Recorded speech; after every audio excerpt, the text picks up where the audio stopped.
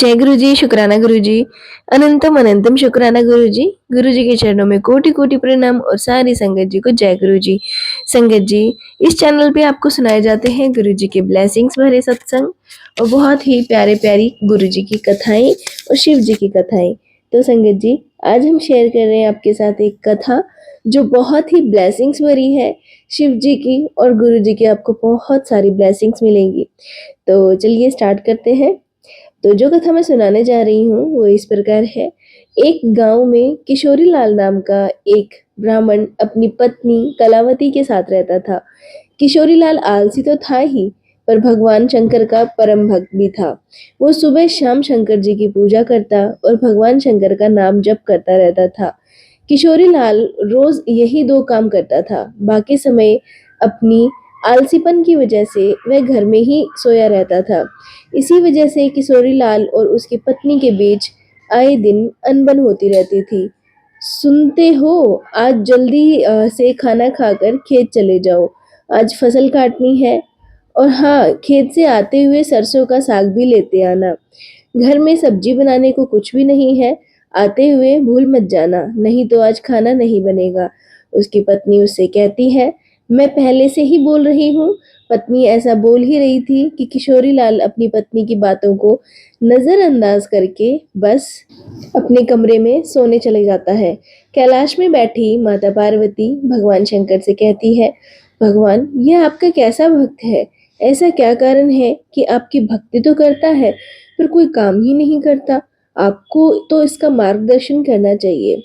तभी भोलेनाथ कहते हैं, पार्वती, ये जो ब्राह्मण है ये पिछले जन्म में आलसी गधा था।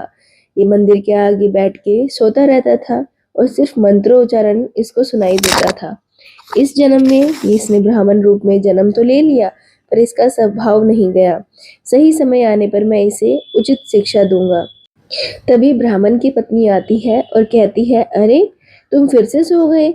उठो जल्दी, खेत में जाओ, आज फसल काटने जाना है। खेत में फसल बहुत बड़ी हो चुकी है।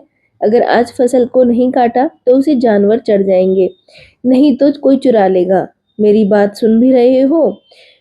तभी पत्नी कहती है, हे भोलेनाथ, न जाने इनका आलस्य कब खत्म होता होगा।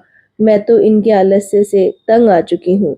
कलावती बोलती जा रही थी, पर किशोरी लाल को कोई फर्क ही नहीं पड़ रहा था।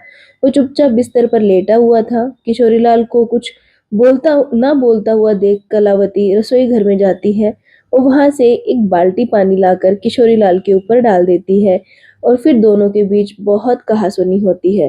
फिर वह गुस्से में घर से निकलकर भोलेनाथ के मंदिर की ओर चला जाता है और मंदिर जाकर वह गुस्से में शंकर जी से कहने लगता है, अगर मैंने आपकी भक्ति श्रद्धा पूर्वक की हो तो मुझे वरदान दीजिए। ऐसा बोलकर किशोरी लाल सुर सुर रोने लगता है। उसकी भक्ति भाव को देखकर भोलेनाथ स्वयं की किशोरी लाल को दर्शन देने आते हैं और कहते हैं, तुम मेरे परम भक्त हो, तुम्हारी भक्ति से मैं बहुत प्रसन्न हूँ। बोलो, तुम्हें क्या वरदान चाहिए? फिर किशोरी लाल शंकर भगवान को प्रणाम करता है, उनके सामने अपनी इच्छा प्रकट करता है। कहता है कि भगवान, मुझे ऐसी चीज दीजिए जो मेरी बातें सुने और मेरा सारा काम कर दे। तो भोलेनाथ कहते हैं, ठीक है, चलो मेरा एक छोटा सा काम करो। इस त्रिशूल को तुम जिस चीज पर भी रखोगे वो अपना काम खुद ही करने लग जाएगा और काम खत्म होने के बाद ही रुकेगा। पर हाँ, अगर तुमने काम करते हुए किसी को मना किया तो त्रिशूल हमेशा हमेशा के लिए गायब हो जाएगा, मेरे पास आ जाएगा। किशोरी लाल बहुत खुश हो जाता है और मन ही मन सोचता है कि अब से कोई भी काम मुझे नहीं करना पड़ेगा। फिर वह त्रिशूल लेकर घर जाता है और अपनी पत्नी को शंकर भगवान के वरदान के बारे में बताता है। ऐसे ही कुछ दिन गुजर जाते हैं। किशोरी लाल उस त्रिशूल को पाकर बहुत खुश था। उसे दिन से कुछ भी नहीं करना पड़ता था। जैसे जिस चीज पर वो त्रिशूल रख देता वो चीज अपने आप ही अपना काम करने लग जाती थी। ऐसे ही एक दिन किशोरी लाल को चाय पीना था। उसे चाय के बर्तन में त्रिशूल रखा और बोला, मुझे चाय बना दो। यह बोलते ही चाय के पतीले में अपने आप ही दूध और चाय पत्ती डल जाती है और फिर उसको एक साथ उबालकर एक कप चाय बनाकर उसके सामने आ जाती है। इस तरह वो हर काम में शंकर भगवान जी का दिया हुआ त्रिशूल इस्तेमाल करने लगा। घर में घास में पानी देना होता था, तो भी त्रिशूल से अपने पानी देने वाले पाइप को छूकर पाइप को कहता, यह एक बाल्टी पानी अपने आप से फूलों पर डाल दो। पाइप को यह काम बोलकर किशोरीलाल घर के अंदर सोने चला जाता था और उसके सोते ही लाइट चली जाती है। लाइट चली जाने के कारण पंखा बंद हो जाता है, पर किशोरीलाल बिना चिंता किए हुए अपने हाथ पंखे को कहता है, मुझे गर्मी लग रही है, जब तक लाइट ना आए तुम मुझे इस पंखे से हवा करो। किशोरीलाल की कहे अनुसार पंखा बिना देर किए हवा करने लगा और जैसे लाइट आती है तो पंखा बंद हो जाता है। वह इस तरह अपने हाथ से बिना कुछ काम किए बड़ी आसानी से सारे काम करवा लेता है। फिर एक दिन किशोरीलाल को भूख लगती है और अच्छे-अच्छे पकवान खाने का मन करता है। तो खाना खाने बैठा किशोरीलाल मन में ही बोलने लगा कि ऐसा हो जाए कि बहुत अच्छे-अच्छे पकवान मेरे सामने आ जाए और मैं खाना खाने लगूंगा। ऐसा सोचते ही किशोरीलाल के सामने तरह-तरह के पकवान निकल कर आ जाते हैं, मुंह में जाने लगते हैं। तरह-तरह की मिठाइयाँ, नए-नए स्वाद, पकवान बिना रुके अपने आप ही उसके मुंह में जाने लगे और वो बड़े मजे से उन्हें आनंद लेकर खाने लगा। पर यह मजाक कुछ देर तक का ही था। थोड़ी देर में किशोरीलाल का पेट भर गया और वह खा नहीं पा रहा था खाना। उसको रुकने का नाम ही नहीं था। प्लेट से अलग-अलग प्रकार के व्यंजन निकलकर उसके मुंह में जा रहे थे। यह देखकर किशोरीलाल परेशान हो गया। जैसे खाने को मना करने जा रहा था, उसे शंकर भगवान की बात याद आ गई। अगर वो काम करते हुए त्रिशूल को मना कर देगा, तो उसका वरदान हमेशा-हमेशा के लिए समाप्त हो जाएगा।